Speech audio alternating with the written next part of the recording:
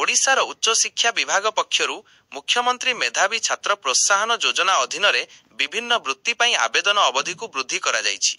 2025 बिना 26 शिक्षावर्ष पई एही अवधि को अक्टोबर 24 तारिख पर्यंत बढ़ाई दिया जायछि।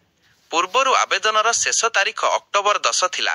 वृद्धि हेला आवेदन अवधि। ई मेधावृत्ति, व्यासकवि फकीरमोहन भाषावृत्ति योजना एवं गोपबंधु शिक्षा सहायता योजना समेत समस्त वृत्ति पई छात्र छात्री माने www.scholarship.odisha.gov.in वेबसाइट माध्यम रे आवेदन करि परिबे।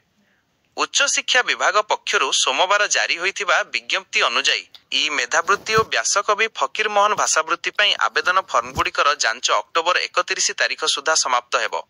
गोपबंधु शिक्षा सहायता योजनार फॉर्म गुड़िकर जांच पई नवेम्बर 10 तारिख शेष तारिख रखा जायछि। केउ योजनारे केते सहायता? ई मेधावृत्ति एही योजनारे स्नातक छात्री छात्रंकु 10,000 टंका, स्नातकोत्तरंकु 15,000 टंका एवं वैषयिक और वृत्तिगत पाठ्यक्रमर छात्र छात्रंकु 20,000 टंका आर्थिक सहायता मिलिबो। गोपबंधु शिक्षा सहायता योजना जेउ पिलामानंकर पारिवारिक आय 50 लाख टंका रु कम सेमानंकु वार्षिक 20,000 टंका वृत्ति प्रदान कराजिबो।